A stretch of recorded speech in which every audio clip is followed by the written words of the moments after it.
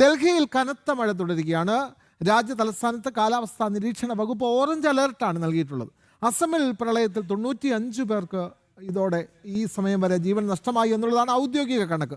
14 ജില്ലകളിലായി 1.5 ലക്ഷത്തിലധികം ആളുകൾ പ്രളയ ദുരന്തത്തിലകപ്പെട്ടിരിക്കുന്നു. കേന്ദ്രമന്ത്രി JP നദ്ദ, മുഖ്യമന്ത്രി ഹിമന്ത ബിശ്വ ശർമ്മ എന്നിവർ പ്രളയബാധിത പ്രദേശങ്ങൾ സന്ദർശിച്ചു. വിവരങ്ങളുമായി ഡൽഹിയിൽ നിന്നും TS ആദർശ് ചേരുന്നു. ആദർശ്, കേരളത്തിലെ പോലെ തന്നെ ഡൽഹിയിലും കനത്ത മഴയാണ് തുടരുന്നത്. കനത്ത മഴയെ തുടർന്ന് അസം, ഉത്തർപ്രദേശ് തുടങ്ങിയ സംസ്ഥാനങ്ങളിൽ വലിയ നാശനഷ്ടം ഉണ്ടായിട്ടുണ്ട്. കൂടുതൽ വിവരങ്ങൾ ആദർശ്.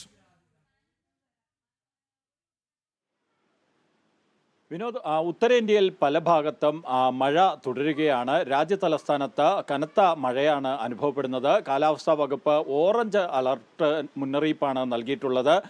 പശ്ചിമ ബംഗാളിലും പലയിടങ്ങളിലും മഴയെ തുടർന്ന് വെള്ളം കയറിയിട്ടുണ്ടെന്നാണ് അവിടെ നിന്നുള്ള വാർത്തകൾ പരിശോധിക്കുമ്പോൾ മനസ്സിലാക്കുന്നത്. ഇതിൽ ഏറ്റവും പ്രധാനപ്പെട്ട ഒരു കാര്യമെന്ന് പറയുന്നത് അസാമിൽ മരണസംഖ്യ 95ആയി. കഴിഞ്ഞ ദിവസം വരെയുള്ള ഔദ്യോഗിക കണക്കാണ് സർക്കാർ പുറത്തുവിട്ടിരിക്കുന്നത്. അതിൽ 95 പേർ മരിച്ചു എന്നുള്ള കാര്യം ഔദ്യോഗികമായി തന്നെ സർക്കാർ അറിയിച്ചിരിക്കുകയാണ്. 1,60,000 പേരെയാണ് 14 ജില്ലകളിലായി ഈ കനത്ത മഴയെ തുടർന്നുണ്ടായ ഈ വെള്ളപ്പൊക്കം ബാധിച്ചിരിക്കുന്നത്.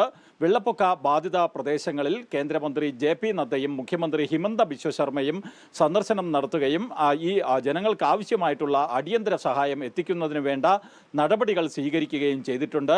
ഉത്തർപ്രദേശിലും കനത്ത മഴ തുടരുകയാണ്. അവിടെ മൊഹൂലിയിൽ ഒരു കെട്ടിടം തകർന്നു വീണ് 6 പേർ മരിച്ചു. 2 കുട്ടികളടക്കം 6 പേർ മരിച്ചു എന്നാണ് സർക്കാർ അറിയിച്ചിട്ടുള്ളത്.